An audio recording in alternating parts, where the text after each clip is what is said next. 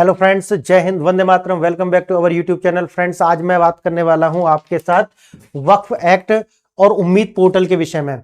आपने देखा होगा कि संसद के अंदर बहुत ज्यादा इसके ऊपर एक शोर शराबा देखने के लिए मिला, जहां पर मुस्लिम सांसद जो थे, मैं स्पष्ट करके कह रहा हूं, जो मुस्लिम सांसद थे वो चिल्लाने लगे कि भाई हम जिहाद करेंगे। एक समाजवादी पार्टी के सांसद हैं जिनके वर्क साहब के पोते, ठीक है, तो वो चिल्लाने लगे कि भाई हम अब जिहाद होगा, है ना, हमारे साथ जुल्म हो रहा है, तो वो जो जुल्म हो रहा है वो उसकी वजह से जिहाद करेंगे। और वो जिहाद क्यों करेंगे वो भी बड़ा मजेदार इशू है, मैं आपको बताता हूं। भारत का जो विभाजन है वो धर्म के आधार पर हुआ, और मैं हमेशा आपसे पूछता हूं, आप सोचिए भारत का विभाजन क्यों हुआ। भारत का विभाजन था जिन्ना और मुस्लिम नेता थे और मुसलमानों के द्वारा मांग की गई थी। और जो 1946 में जो इलेक्शन भी हुए थे, भारत के 90% से ज्यादा मुसलमानों ने मुस्लिम लीग को वोट किया और पाकिस्तान की मांग की, समझ गए।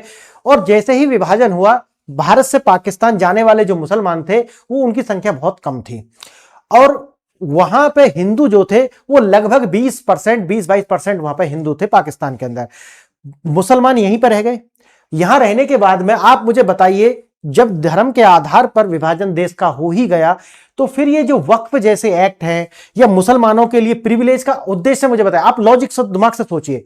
और जो भी लोग ये वीडियो देख रहे हैं ना, आप कोई भी है तो आप एक ह्यूमन बीइंग ना, आप एक ह्यूमन बीइंग की तरह सोचिए। बताइए कि जिस विचारधारा ने, इंसान गलत नहीं होते, मैं हमेशा बोलता हूं इंसान कभी गलत नहीं होते, जितने भी दुनिया में इंसान है ना वो सब सही है, लेकिन गलत होती है आइडियोलॉजी। और इस देश का विभाजन जो है एक आइडियोलॉजी ने कराया है, एक विचारधारा ने, और विचार था इस्लामिक, यानी कि मुस्लिम विचारधारा, इस्लामिक विचारधारा ने देश का विभाजन कराया। अब विभाजन होने के बाद में यहां लोग रह गए, यहां से नहीं गए। और पटेल जी ने इसके लिए बोला था कि रात रात में क्या बदल गया भाई, ऐसा क्या हो गया कि जा नहीं रहे हैं। और उसके बाद में ही लियाकत नेहरू पैक्ट भी हुआ था, वो मैं आगे कभी बताऊंगा आपको। लेकिन वो यहां से नहीं गए, यहां से नहीं गए, और नेहरू जी ने, हमारे चाचा नेहरू जी ने उनको यहां रखा। और फिर उनको जो है बल्कि जो वहां पर चले भी गए थे पाकिस्तान मुस्लिम लीग के लीडर, वो दोबारा भारत लौट आए, और लौटने के बाद में कांग्रेस में बड़े बड़े पदों पर रहे। आप सोचिए इस बात को, और ये डॉक्यूमेंटेड है सारी चीजें। जब पाकिस्तान आपने ले लिया तो मेरा मानना था कि सारे मुसलमान यहां से चले जाने चाहिए थे, और वहां से जितने भी हिंदू थे वो भारत आ जाने चाहिए थे, वहीं पर मामला सेटल हो जाता। लेकिन ये जो वक्फ जैसे जो एक्ट हैं ये अनकॉन्स्टिट्यूशनल है, इनका संविधान में, क्योंकि भारत का संविधान एक सेक्युलर संविधान है, आप समझते होंगे, तो सेक्युलर संविधान में धर्म के आधार पर यह एक्ट कोई होना ही नहीं चाहिए, समझे आप इसे। लेकिन बन गया। अब ये कांग्रेस ने ये एक्ट बनाया, और कांग्रेस ने बनाने के बाद में एक तरीका से एक ऐसी छूट दे दी कि भाई वैसे वक्फ जो है वो जमीन क्या है कि जो अगर उनमें उनकी अगली पीढ़ी में कोई वारिस नहीं है तो वो अपनी यूज को, अपनी जो जमीन है, जायदाद है, उसको वक्फ कर सकते हैं। लेकिन मजे की बात यह है कि धीरे धीरे इस एक्ट को इतना मजबूत बना दिया गया कि कोई भी व्यक्ति अगर मुसलमान है और वहां पर एक वक्फ बाय यूजर का क्लाउज डाल दिया, और उसे डालने के बाद बोल दिया कि अगर आप मुसलमान हो, अगर आप किसी की जमीन पर आकर के 5 दिन नमाज पढ़ रहे हो तो फिर आप उस जमीन को वक्फ कर सकते हैं। अब इस यहां से धांधली शुरू होती है।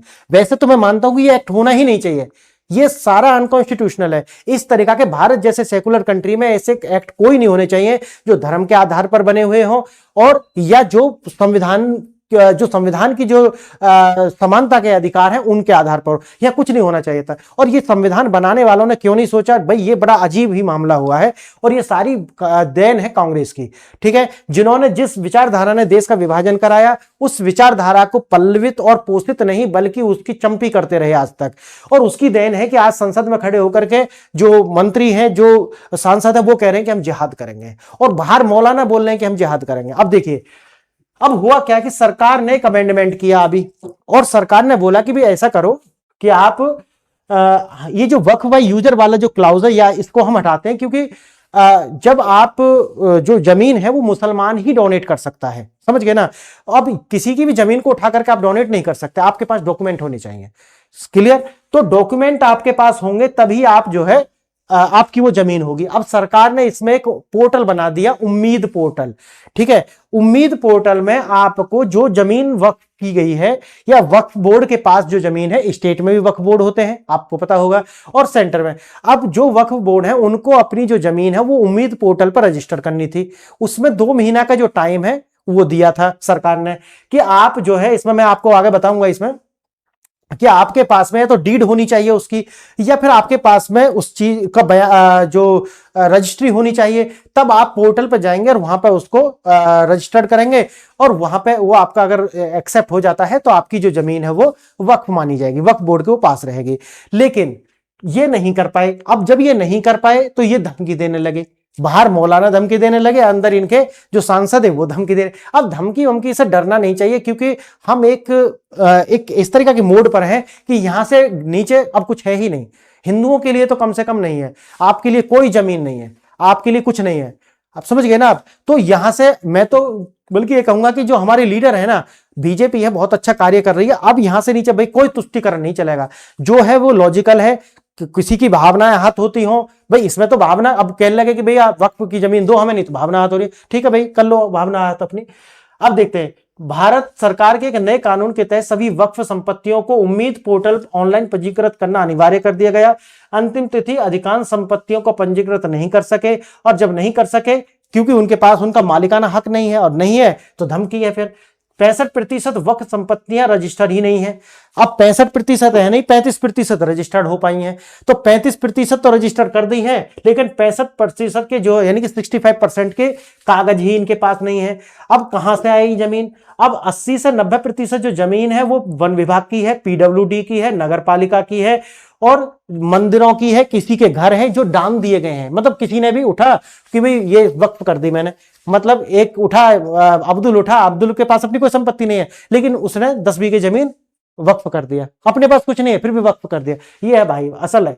अच्छा, ये भी मजे की बात है कि जो पाकिस्तान में हिंदू गए उनका वक्फ तो छोड़ो, या कोई हिंदू बोर्ड भी छोड़ो, वो अपने अस्तित्व से ही मिट गए, जमीन से ही खत्म हो गए। पाकिस्तान में कोई हिंदू नहीं है, अगर है तो मतलब 1% से भी कम है, और वो भी आने वाले टाइम पे 0 पे आ जाएंगे।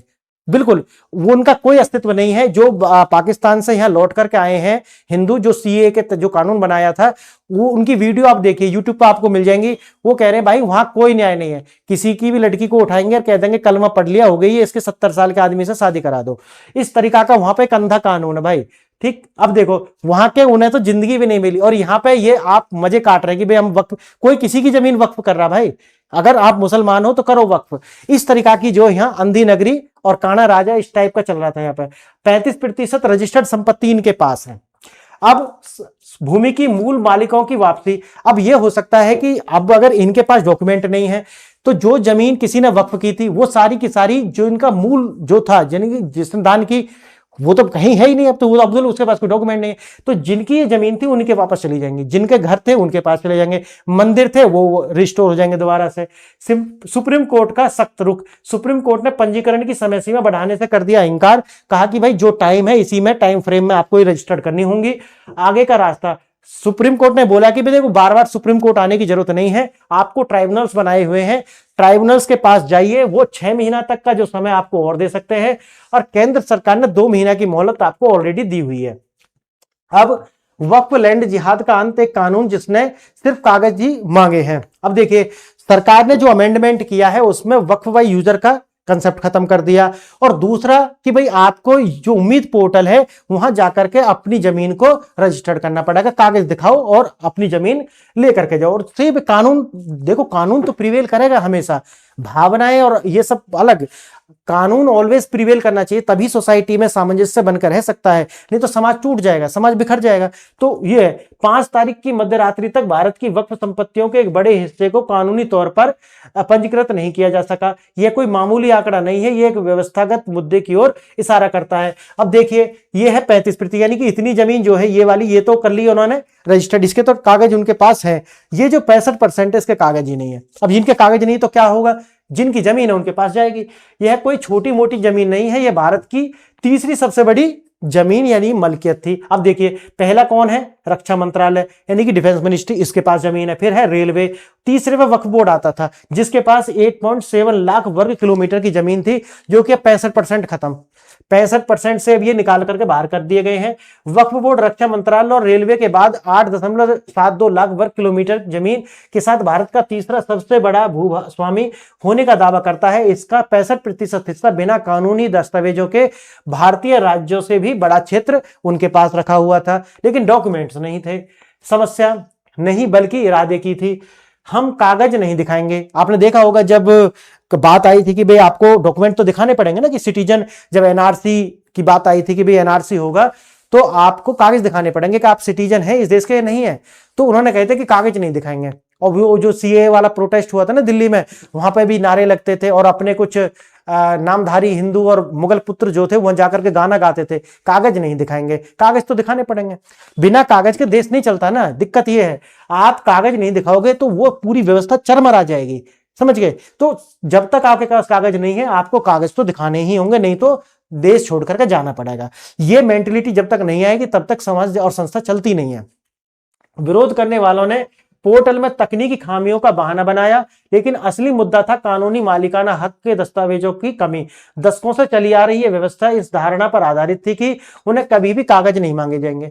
वो ऐसा क्यों कर रहे थे? क्योंकि उन्हें लगता था कि भाई कांग्रेस तो जानी नहीं है, और कांग्रेस जब जाएगी तो हमें देश सौंप कर चली जाएगी, क्योंकि भाई मुगलों से जो सत्ता ली थी अंग्रेजों ने, और इनका जो मानना है कि भाई मुगलों से सत्ता ली थी तो फिर मुसलमानों को सत्ता देनी चाहिए थी। अब सोचो इनके लॉजिक, मुगलों से, मुगल यहाँ के जैसे कि बासी थे, यहाँ के वो सिटीजन थे क्या मुगल? अरे मुगल एक लुटेरे थे, भारत में आए, उन्होंने यहाँ के लोगों पर अत्याचार किए और मुट्ठी भर मुगल यहाँ पे थे। लेकिन जो उनकी यहाँ पर नाजायज जो औलादें हैं वो ये सोचती थी कि जो मुगल है उनकी जो सत्ता जो अंग्रेजों ने ली थी ईस्ट इंडिया कंपनी ने, वो हमें वापस देकर जाएगी। आप सोचिए कौन सा चूरन खाते हैं जन, कौन सा नशा करते हैं, मेरी तो समझ से परे भाई। ठीक। अवैध कब्जों का लैंड जिहाद, मॉडल सरकारी और निजी संपत्तियों पर व्यवस्थित आक्रमण। इन्होंने 65% पंजीकृत जमीन जो कि 80 से 90% जो मूल संस्थाओं को वापस कर दी जाएगी। और कौन कौन थे इसमें? सरकारी निकाय, यानी कि कौन कौन से थे? वन विभाग की जमीन थी, पीडब्ल्यूडी की जमीन थी, नगर पालिकाओं की जमीन थी, टाउन एरिया इसमें थे, ग्राम पंचायत की जमीन थी, निजी जमीन थी, संस्थागत मंदिर, धर्मशालाएं, कुएं, स्कूल और आम नागरिकों की जमीन थी। ये सारी की सारी वक्फ कर रहा है अब्दुल पे कुछ संपत्ति नहीं कह रहा भाई, मैं वक्फ कर रहा हूं, मैंने यूजर है, वक्फ बाय यूजर हूं मैं, करो वक्फ। क्लियर? दशकों पुराने इस सिस्टमेटिक कब्जे को तोड़ने के लिए मास्टर स्ट्रोक कानून बनाया गया। और मास्टर स्ट्रोक कुछ नहीं तो अभी कुछ भी नहीं है, अभी ये कुछ भी नहीं है। देश को जब तक कानून से नहीं चलाया जाएगा तब तक देश में कुछ नहीं होगा। कोई भी हो, XYZ, कानून से ऊपर कोई नहीं है, संविधान से ऊपर कोई नहीं है। और संविधान को डायनेमिक बनाना पड़ेगा, संविधान में बदलाव लगातार होने चाहिए। संविधान कोई बड़ी किताब नहीं है कि जो लिख गया और उसके बाद में आज तक बदलाव नहीं हो सकते। तो ये संविधान डायनेमिक है, सोसाइटी के अकॉर्डिंग चेंज होगा। एक कब्जे के खिलाफ अलग अलग मुकदमा लड़ने के बजाय एक ही जैसे कानून डिफॉल्टर बनाया गया और स्वचालित रूप से अवैध दावों पर अलग अलग वो कर दिया जाएगा। यूनिफाइड वक्फ मैनेजमेंट एम्प्लॉय, यानी उम्मीद, इसका एक्ट का नाम क्या दिया गया? Unified Waqf management empowerment efficiency and development act, उम्मीद। यह कानून केवल विनियामकों के लिए नहीं बल्कि 4 स्तंभों पर आधारित है। जैसे मैनेजमेंट, केंद्रीकृत और पारदर्शी प्रबंधन, यानी कि एक पोर्टल होगा, वहां पर पता होगी कि भाई इनके पास कितनी जमीन है। दूसरा एम्पावरमेंट, यानी कि जो संपत्ति है, अगर पहले तो ये कंसेप्ट मैंने आपको बता दी, मैं इस पर कोई वो नहीं रखता, मैं मानता हूं कि बिल्कुल खत्म करो ये सारी चीज। जब नाम पे आपने भाई इस्लाम के नाम पर अलग मुल्क बन गया तो फिर इस्लाम के नाम पर यहाँ कोई प्रॉपर्टी नहीं होंगी कि आप उसे दान कर रहे हो, वो उसे दान कर रहे हो, कुछ नहीं। यहाँ सब देश के नागरिक हैं, यहाँ कोई ये नहीं है कि भाई तुम मुसलमान हो कि ये फलाना वो ठिकाना, नहीं, तुम देश के नागरिक को, खत्म कहानी, उसके आगे कुछ नहीं। इस तरीका के अधिकार होने चाहिए, अधिकार सबको समान होने चाहिए, एम्प्लॉयमेंट सबको होना चाहिए, लेकिन ये नहीं कि वो ये वक्फ जैसे या ये असंवैधानिक कानून नहीं होने चाहिए। एम्पावरमेंट, तो इसमें यह है कि ये जो जमीन है इसकी जो कमाई होगी वो गरीब लोगों के लिए जानी चाहिए। गरीब लोग मतलब गरीब मुसलमान, ठीक, उनके बच्चे पढ़े, उनकी पढ़ाई लिखाई में लगना चाहिए। फिर है एफिशिएंसी, डिजिटल और सुव्यवस्थित प्रक्रिया, यानी कि जो डिजिटल हो जाएगा तो इसको एक्सेस करना बहुत ज्यादा आसान हो जाएगा। डेवलपमेंट, कानूनी रूप से धारित संपत्ति का विकास होगा, ठीक है, वो वहां पर जो भी बनेगा, जो पैसा आएगा उसका डेवलपमेंट आगे करो, ये सब। कानून का लिटमस टेस्ट, सिर्फ एक चीज की जरूरत, रजिस्टर्ड कागज की। अब क्या है कि अगर आपको उम्मीद पोर्टल पर अपने जो संपत्ति है, वक्फ की जो संपत्ति है, उसको रजिस्टर्ड करना है, तब आपके पास में कागज होने चाहिए। क्या होना चाहिए, या तो रजिस्टर्ड डीड होनी चाहिए जैसे बेनामा बोलते हैं, दूसरा सरकार द्वारा पंजीकृत डीड होनी चाहिए। इनके बिना पंजीकरण असंभव है। क्या करोगे, सबसे पहले जाओगे आप पोर्टल में, पोर्टल पर जाने के बाद में रजिस्टर्ड डीड जो है उसमें डालोगे, उसमें या तो वो उसे एक्सेप्ट कर लेगा तो सत्यापन हो जाएगा, और रिजेक्ट कर देगा तो वहीं पर खत्म कि भाई ये डॉक्यूमेंट मान्य नहीं है। अब है कानून की पहली परीक्षा। सुप्रीम कोर्ट ने डेडलाइन बढ़ाने से किया साफ इनकार, जो मैंने आपको पीछे बताया। कानून में सब कुछ स्पष्ट है, हम समय सीमा नहीं बढ़ाएंगे, ये सुप्रीम कोर्ट ने बोल दिया। जाइए ट्राइब्यूनल के पास में, ट्राइब्यूनल आपको 6 मंथ का टाइम और दे सकता है, और ढूंढ लीजिए कागज। और सरकार जो है उसने ऑलरेडी 2 मंथ का टाइम आपको दिया हुआ है। जब डेडलाइन नजदीक आई तो इससे बढ़ाने के लिए सुप्रीम कोर्ट में याचिका दायर की गई। अदालत ने यह कहते हुए याचिका खारिज कर दी कि कानून स्पष्ट और उन्हें ट्राइब्यूनल के पास जाना चाहिए। ये कानून मजबूती का पहला प्रमाण था। सरकार की चतुर रणनीति में 2 महीने की मोहलत, लेकिन डेडलाइन में कोई जो है छूट नहीं दी। 5 तारीख की डेडलाइन थी जो कि समाप्त हो चुकी है। 2 महीने की रियायत दी थी, और उसमें भी उन्होंने कहा कि अगर उसके ऊपर जाएगी तो जुर्माना हम नहीं लगाएंगे। सरकार ने 2 महीने की रियायती अवधि यानी ग्रेस पीरियड दिया था, जिसकी डेडलाइन घोषणा 5 तारीख थी, वो निकल चुकी है। और जो नहीं कर पाए, जब उनके पास डॉक्यूमेंट नहीं है तो संसद में खड़े होकर के धमकियों का जो दौर है वो होगा। लेकिन भारत है, ये नया भारत है, ये धमकी वमकियों से डरता नहीं है। और ये अब सोच बदल दीजिए अपनी। अंतिम रास्ता राज्य स्तरीय, यानी कि आप राज्य के ट्राइब्यूनल में जाइए, वो आपको 6 महीने का टाइम और दे सकते हैं, वो देख लीजिए आप। कानून सभी विवादों को राज्य स्तरीय ट्राइब्यूनल के माध्यम से हल करने का निर्देश देता है। हालांकि यह निकाय अभी अधिकतम 6 महीने का विस्तार दे सकती है, और यह इस पूरी प्रक्रिया के लिए निश्चित अंतिम समय सीमा बनाता है, जिसके बाद कोई और विस्तार आगे नहीं होगा। 65% जमीन जो है उसके कागज है नहीं, अगर मूल मालिक नहीं है उसका, अगर इनके पास कागज नहीं है तो मूल मालिक के पास चली जाएगी, और नहीं है तो फिर सरकार के खजाने में जाएगा उसका वो। इसके बाद मूल मालिक अपनी जमीन जो है वापस ले लेगा, जिसके अंदर क्या है वो मैंने आपको बता दिए हैं। वन विभाग की जमीन है, पीडब्ल्यूडी की जमीन है, और पंचायतों की जमीन है, नगर पालिकाओं की जमीन है, निजी नागरिकों की जमीन है, मंदिर है, मस्जिद है, मठ है, गुरुद्वारे हैं, चर्च हैं, ये सारी कुछ है। बौखलाहट का कारण, लैंड जिहाद के सबसे कारगर हथियार की नसबंदी हो गई है। यानी कि यही तो था कि भाई हम धीरे धीरे जनसंख्या बढ़ाएंगे, धीरे धीरे लैंड कैप्चर करेंगे। अब जो डेमोग्राफी है वही तो हमारी डेस्टिनी है। जब हमारी डेमोग्राफी चेंज हो जाएगी, जमीन जब नहीं बचेगी, पॉपुलेशन उनकी ज्यादा हो जाएगी, तो मामला खत्म हो जाएगा। समझ गए मेरी बात? तो ये जो उनका अपना एक सोच थी, लेकिन उसकी नसबंदी हमने कर दी है, स्टेलाइजेशन कर दिया है। अब जब हमको बहुत सताया जाएगा, अन्याय होगा तो जिहाद होगा, ठीक है करो, ठीक है, ये भी देखेंगे। मौलाना मदनी जैसे नेताओं द्वारा जिहाद और अन्याय के बारे में की जा रही बयानबाजी कोई संयोग नहीं है। ये कानून जमीन, अच्छा एक बात मुझे समझ नहीं आती, अन्याय इन पर हो रहा है, लेकिन पाकिस्तान में या किसी भी इस्लामिक मुल्क में कोई भी हिंदू, याद रखना, कोई भी हिंदू राष्ट्रपति प्रधानमंत्री नहीं बन सकता, ना ही आज तक बना है। किसी भी मुल्क में नहीं बना कोई हिंदू, ना तो प्रधानमंत्री बना, ना राष्ट्रपति बना, ना ही सेना प्रमुख बना। भारत के अंदर सेना प्रमुख भी रहे हैं, भारत के अंदर राष्ट्रपति भी रहे हैं, भारत के अंदर उपराष्ट्रपति भी रहे हैं, सीजेआई भी मुसलमान रहे हैं, बड़े बड़े उच्च पदों पर भी मुसलमान हैं, यूनिवर्सिटी चलाने वाले भी मुसलमान हैं, फिर भी, और मुख्यमंत्री भी मुसलमान हैं कई, अभी एक स्टेट में तो है, ठीक है, फिर भी उसके बाद भी अन्याय है, जुल्म हो रहा है। इन्होंने कभी इन धूर्तता देखो आप, इन्होंने कभी ये नहीं कही कि किसी भी इस्लामिक मुल्क में कभी कोई भी नॉन मुस्लिम प्रधानमंत्री क्यों नहीं बना, कोई गृह मंत्री क्यों नहीं बना, कोई यूनिवर्सिटी का चांसलर क्यों नहीं बना, कोई सेना प्रमुख क्यों नहीं बना, उनको अपने जो धर्म है उसके प्रचार प्रसार की आजादी क्यों नहीं है, ये उसे नहीं कहेंगे। समझ गए? तो ये जो दोगला चरित्र है, अब दुनिया ऐसा समझ चुकी है, तो आप करते रहो जो आपको बोलना है, उससे कुछ होने वाला है नहीं। एक मजबूत कानून ने वो कर दिखाया जो 10 कोस से असंभव था, और ये सारे के सारे काम जो है कांग्रेस ने करे हैं। और जब भी आप देखते होंगे कि किसी मुसलमान से आप पूछोगे कि भाई वोट किसे दोगे, तो तुरंत कहेगा कांग्रेस से देंगे। तो समझ गए ना कांग्रेस का क्यों देंगे, क्योंकि कांग्रेस ने उनके लिए काम करा है। उन्हें अपनी पढ़ाई, अपने विकास, अपने उससे कोई संबंध नहीं है।